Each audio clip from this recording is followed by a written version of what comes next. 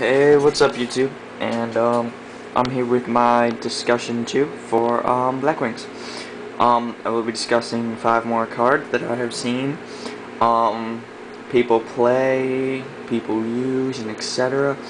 I should be having my 3rd discussion in a week. I'm gonna kind of bring these up, and once I get my sabers running, I'll be having saber discussions.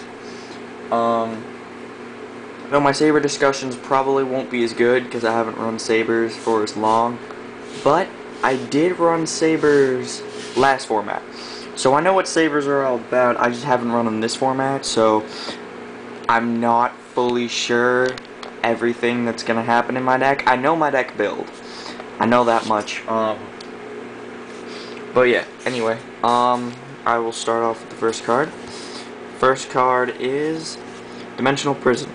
I've seen plenty of people check this card in. Honestly, it's a very good card this format. Removing from play, no one's really gonna get stuff back unless they return from the different dimension or burial, but most decks don't even run that. So you remove something from play this format, it's basically just, here, let's put it here, it's just not gonna come back. There's real, like, no doubt about it, unless they run Dimensional Alchemist, which even then, just no, it doesn't even get this card anyway. Anyway, yeah.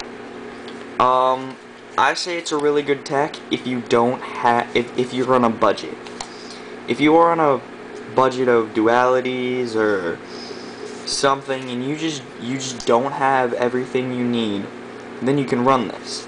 But if you've got all your dualities, all your solemn warnings, just all of that stuff, honestly I don't see that this card is really needed in the deck, because Blackwings don't need to stop attacks other than our Book of Moons and Icaruses. That is enough right there to pop everything off the field. Then we just use our Solemn Warning, Solemn Judgment, Bottomlesses to keep their monsters off the field. So really, we only really need to worry about backfield, and if we get in a situation where someone just pops off a ton of monsters, it doesn't really matter. Secondly, cards like this are the cards you get screwed over by when you've got it set and Saber's Cold Wave. You've got this little puppy set, what are you going to do with it? You can't do anything. But if you had like an Icarus or something else, you're going to chain that thing to Cold Wave and you're going to pop those monsters on their field. You're going to make damn sure you're going to live this turn.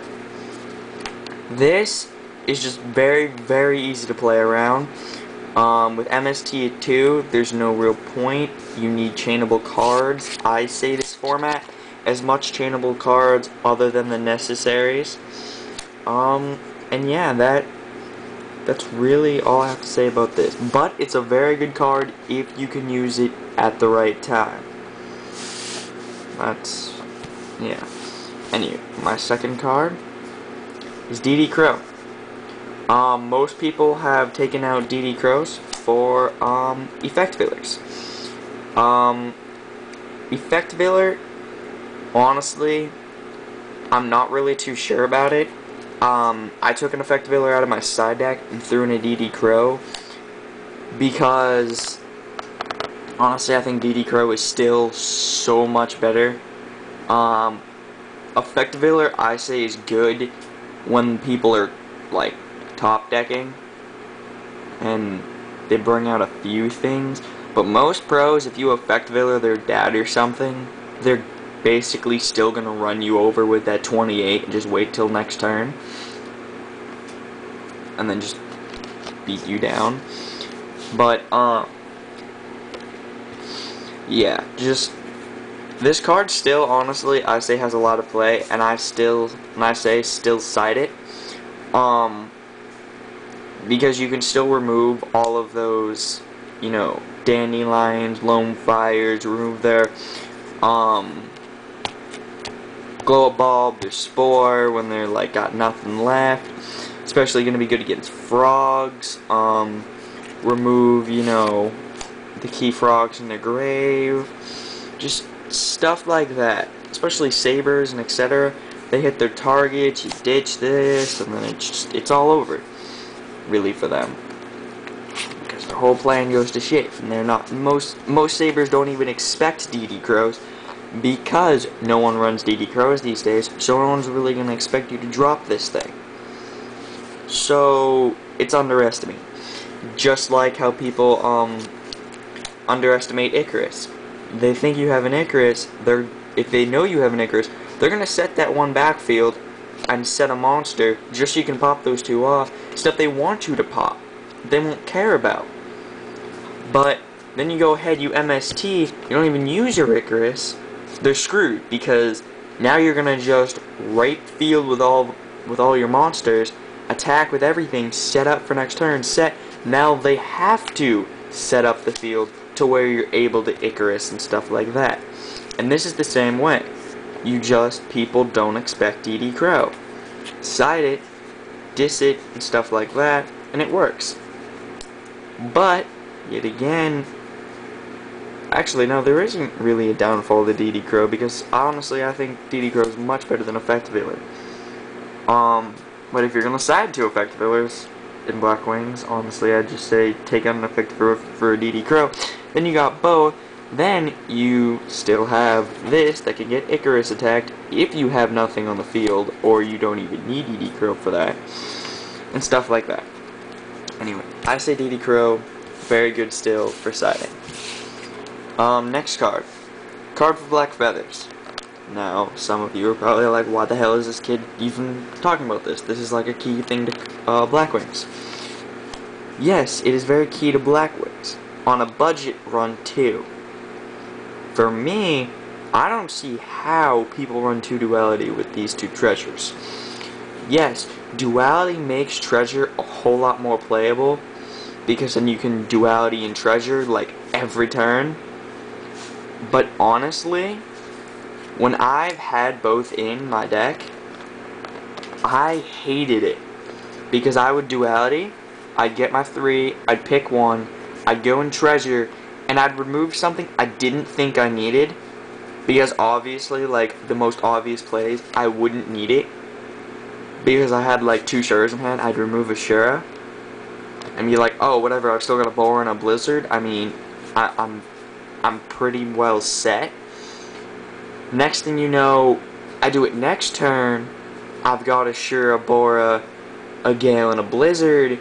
You kind of go, oh, remove the Bora. Well, then you notice next turn, hey, wait, I kind of need my Bora. And now I gotta wait for the 2 that's in my deck. And now that I've already dualitied and treasured twice, I'm not getting that for a while. Honestly, that probably doesn't sound really bad, but to me, I just had my point is, I had lots of points where my key cards I needed, I had to treasure. Plus, it gives you more reason to top deck this thing, and you just cry like a baby. Because honestly, with Blackwings, Blackwings are a top decking. Blackwings win top decking 95% of the time. Like, all the cards but treasures, Icarus attacks, sometimes Vayu, Solemn Judgment sometimes, because you gotta like kill half your life points, and it might not even be worth it. Just, I don't know, there's like, I think those are all of the cards you top deck and you lose, because you can't do anything with it. This just gives you more reason for the top decking to die. For you to die by top decking. And I know, if you're pro, you're not gonna, get in this situation. But, still. I like the one, it leads me to less removing of my monsters that I've had explained before. I won't get back, and, I don't know. I just think it's too much of a cost. Duality's better. If I was gonna play 2 duality and 2 treasure, I'd go 3 duality and a treasure. That's just me. If I was gonna use up that spot, I would go with that, but 3 duality is a little overkill. Anyway, Next card, Mind Crush. And Trap Dust Shoot. I don't know where my Trap Dust Shoots went, so I'm kind of proxying at the moment. I gotta find it. I've got like 16 pins to go through, so I'm gonna find that eventually. If not, I'll go steal one from somebody. Anyway, these two cards. I have to give it up for Donzalug. I think it's 1227, whatever. He kind of set up this for me. I mean, I never really thought about it. I know it's probably unpro, but basically, you Trap Dust Shoot, you see everything, and then you Mind Crush something in your hand, and then you make them discard. It's a very, very good play. Honestly, if you have the room for it and your Blackwings, go for it. I know most people go 2 Solemn Warning, oh my god, and they just, you know, go straight ahead and take out their bottomlesses and put these in.